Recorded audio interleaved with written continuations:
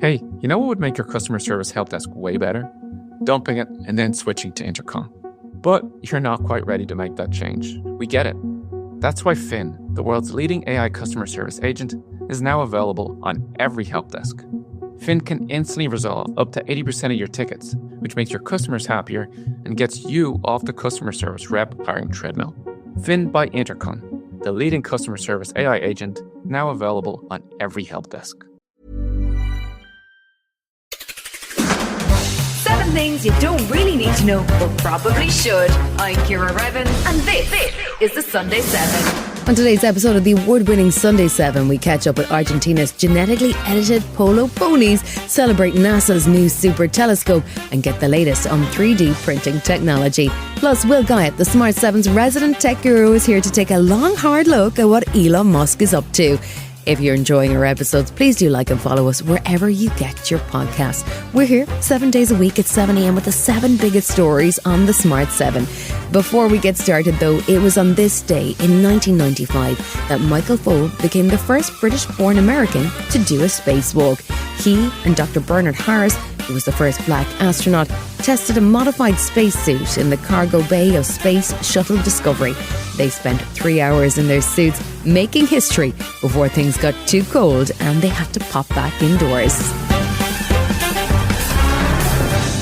7. Technology in healthcare seems to be accelerating these days, and this week saw a number of new initiatives, partly powered by machine learning and AI tools, which aim to tackle cancer across the UK. Firstly, the NHS has begun a huge AI-driven trial focused on breast cancer, with 700,000 women recruited to take part in a new screening programme. The trial will run over the next 4 years at 30 different sites across the UK. And Sian Taylor-Phillips, the Director of Population Health at the University of Warwick, says that testing different systems will improve diagnosis times. Detecting cancer earlier makes it more treatable. So what we're trying to do is help those imaging specialists to be more accurate, but also to free up their time so that they can spend time on those other really important activities in the NHS and helping those women and patients. Health Minister Karin Smyth says the use of AI tools will enable the NHS to speed up diagnosis, as the detection systems will take some of the workload off radiology departments. She told Sky News she's keen for as many women as possible to sign up. Women will be asked when they go for their screening if they are happy to be part of this clinical trial, and we very much hope that they will. Trials do take a while. You start recruiting people, so if more women come forward more quickly, we'll be able to recruit them onto it and get through the right numbers. But the scientific experts have to have the right numbers, do the right analysis over time, so the more we can get on over the next year or so, that the more quickly we'll be able to make sure that this does work well, to make sure that the results are proper, so we can assure women that it's safe and proper to use AI technology. In a week which saw World Cancer Day, there were also warnings about the risks to patients from alternative treatments, something that's become more popular due to the rise of social media and online wellness experts. Dr. Liz O'Riordan is a cancer survivor, an author and a breast cancer surgeon, and she says the risks of alternative treatments and ignoring medical advice can be severe. The treatments that work are what your oncologists offer you: surgery, chemotherapy, radiotherapy, hormone tablets, vitamins, supplements, infusions, magnetic resonance therapy. It doesn't work. It doesn't cure you. If it did, you'd get it for free on the NHS. And while there have been positive breakthroughs in diagnosis for breast cancer, things are more complicated when it comes to prostate cancer. Traditional methods of screening, like a PSA blood test or physical examination, yield inconsistent results, and new studies have cast doubt over their effectiveness. Chair of Urology and Head of Speciality Surgery at Imperial College London, Professor Hashim Ahmed, said it's a very grey area at the moment. We don't know the best way of screening for prostate cancer, and at the moment there is no national screening programme because historically, and possibly even now, those harms of investigating and treating prostate cancer on balance are way too much for the benefits of improved survival.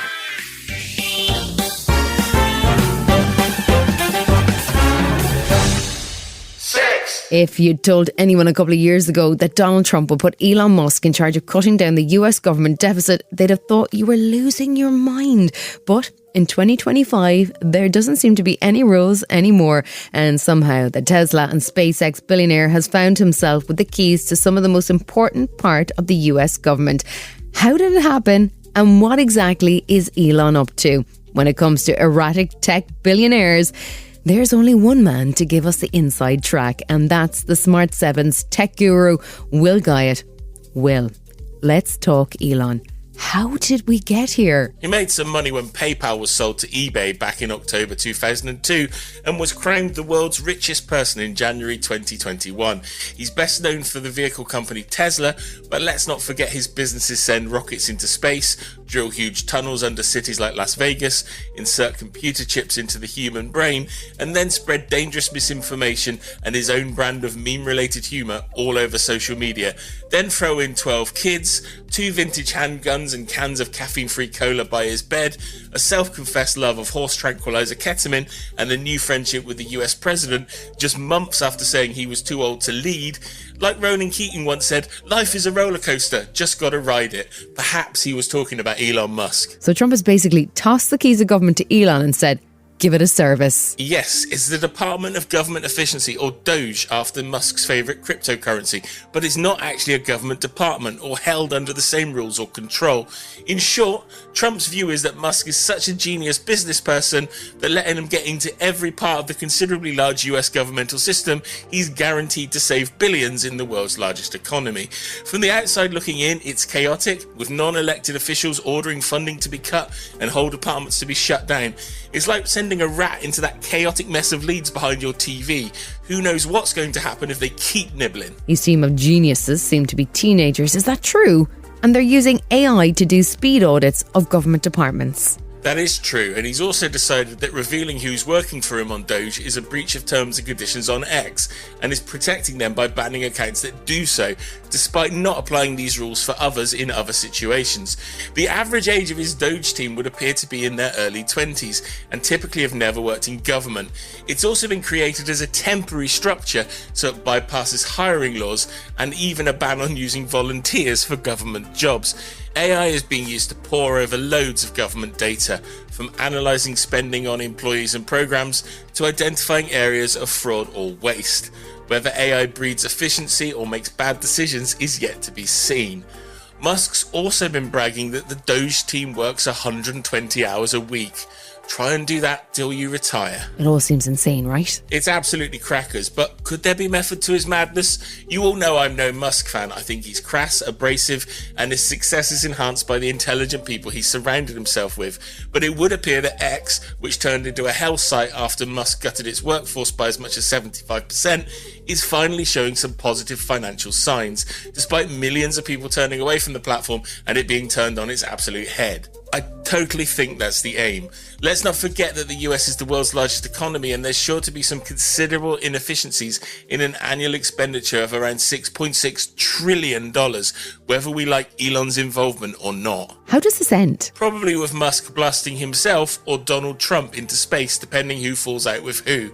It's really hard to know where this ends, but currently it would appear that an unelected billionaire is playing fast and loose with the lives of millions of US government workers, and despite those whooping and hollering and thinking Musk is the best thing ever to happen, people's lives will literally be turned upside down in this ruthless pursuit of efficiency. On a more cheerful note, what are Warner Brothers up to on YouTube? This movie studio with over 100 years of history has been randomly dropping full movies on YouTube, but don't expect a blockbuster or one of its big franchises like The Matrix. Currently, it's a bit like doing a walk around a car boot sale looking for weird DVDs. There's some classics, a bit of cult cinema, and a number of total stinkers. A place where they've put films that have been forgotten for one reason or another.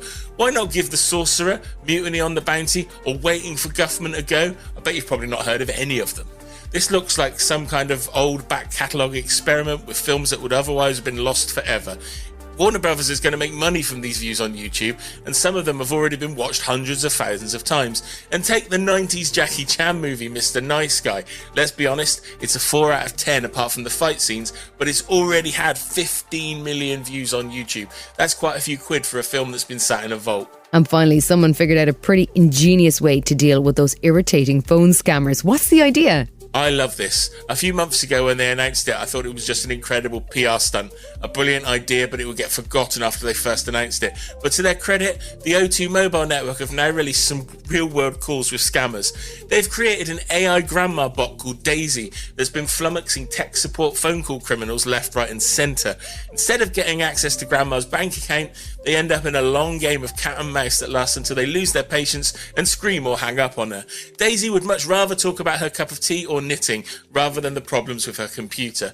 O2 is now using these calls to raise awareness of online scammers. They say they're going to work hard to block them, and if they're on a call to Daisy, they aren't defrauding real grandmas. Still to come in the Sunday 7, Ukraine tempts Trump with tech, and we meet some genetically edited Argentinian horses.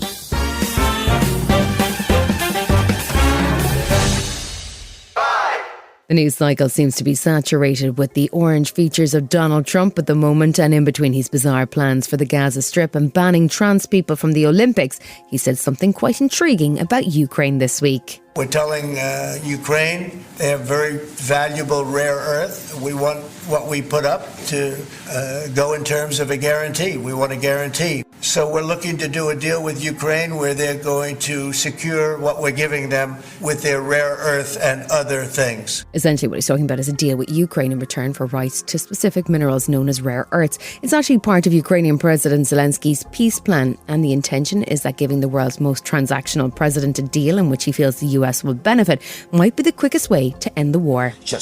We are open to the fact that all this can be developed with our allies who help us protect our land and push the enemy back with their weapons and their presence, sanctions, and packages. And this is absolutely right. I talked about this back in September when we had a meeting with President Trump in New York. I told him that, okay, and we will just be open. We are open to investments from American companies, with pleasure.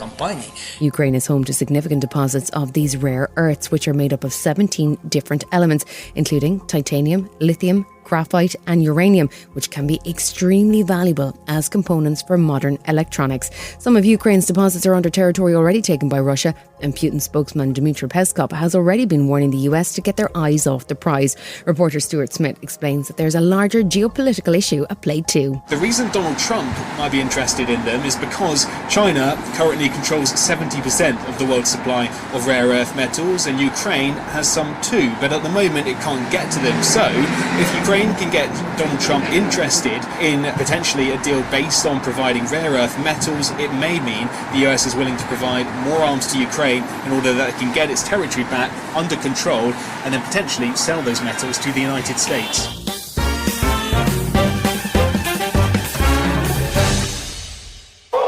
3D printing is a process that seems to come straight from science fiction, but it's increasingly having a real-life impact. This week saw the first families move into 3D printed homes in Ireland as part of a trial project in Dundalk. The process produced 2-storey, 3-bedroom houses and took just 12 printing days to make.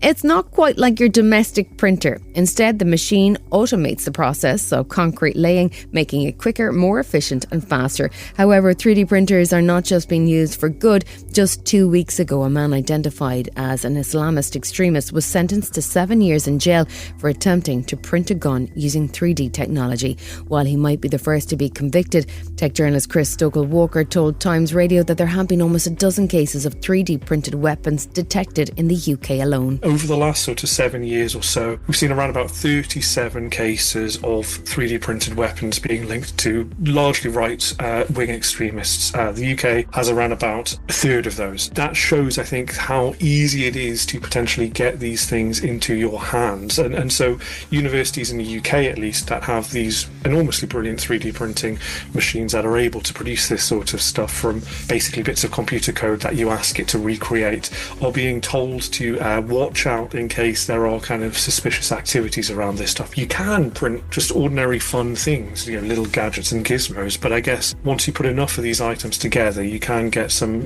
pretty sophisticated weaponry. Still to come this Sunday 7, a warning on high blood pressure, and NASA is working on a groundbreaking new telescope. Right after this.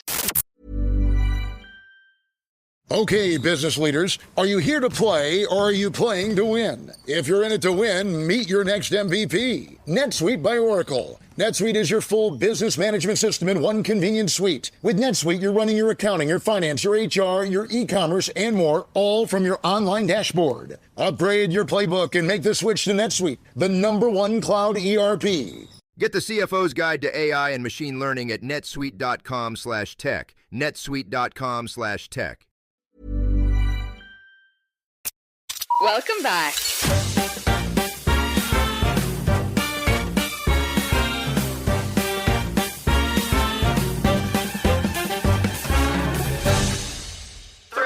Someone in the UK has a stroke every 5 minutes, and the Stroke Association, who offers support for survivors, estimate that up to 1.4 million people are living with the consequences of having had a stroke.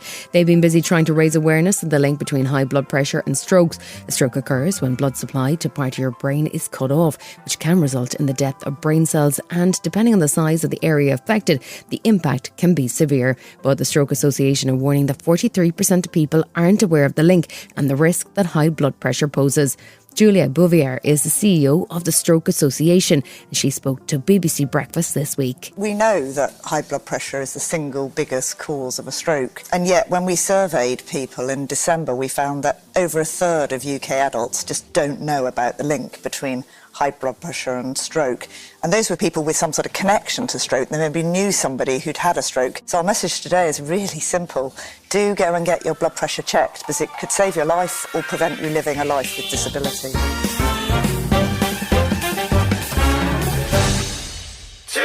If you have any interest in watching the skies, you'll know that the UK has been enjoying a parade of planets across the night over the last few weeks. You can see them with your naked eye, but up in space is where the really serious telescope work is going on, with NASA's Hubble telescope and the newer Webb Space telescope providing breathtaking images of galaxies far away. But there's a new kid on the block as NASA prepares to launch a new telescope called SphereX, and they're going big. As Associate Administrator for NASA's Science Mission Directorate, Nikki Fox explains. SphereX is an ambitious mission, and we are literally mapping the entire celestial sky in 102 infrared colours for the first time in humanity's history.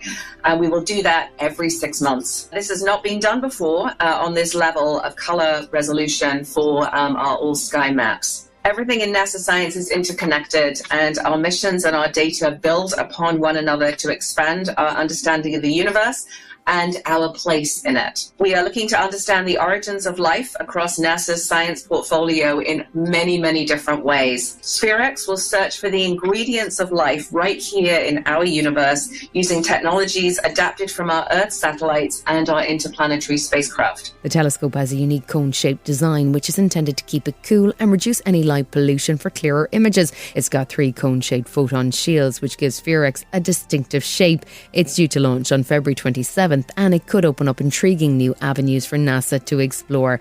Sean Donegal-Goldman is a research scientist at NASA's Goddard Space Flight Center, and he says the potential for new discoveries is enormous. Now, the discoveries that SphereX are going to make, it's going to answer a fundamental question. How did we get here? And it's going to answer that question in a number of ways. First, it's going to study a huge number of galaxies at various points in their histories to understand their origins and evolution. And in fact, it's going to study so many, we're going to be able to go further back in time than the galaxies themselves, because we're going to be able to sort of take a snapshot at that point in the universe's history and have so much data on that point that we'll be able to go backwards in time closer to the origins of the universe itself. And later in cosmic time, we're also going to, because we're surveying the sky, look at the places between stars to see where ices and organics make their way from that space between stars to stellar and planetary systems and ultimately to the planets.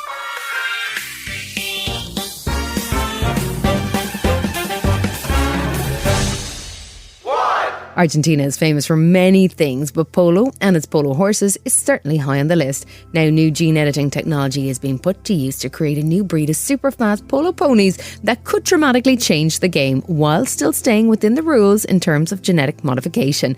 They're using the gene editing CRISPR technology to tailor genes from award-winning mare Polo Purza and have created 5 new horses which were born last October. Gabriel Vaichira is the co-founder and scientific director of the Argentinian biotech firm Karin, and he says the technique is incredibly precise. We designed their genome before they were born. How do we do this? By using the so-called genetic scissors technique, which are molecular tools that allow us to go to any region of the genome, make a precise cut, and make a change to that genome. We identify some sequences in a specific gene related to how the animal's musculature develops in the genome of another animal. Let's say another mare. There are certain muscle fibers that give more explosiveness, a quicker contraction, and the animal can have a greater initial speed. We are not inventing anything artificial.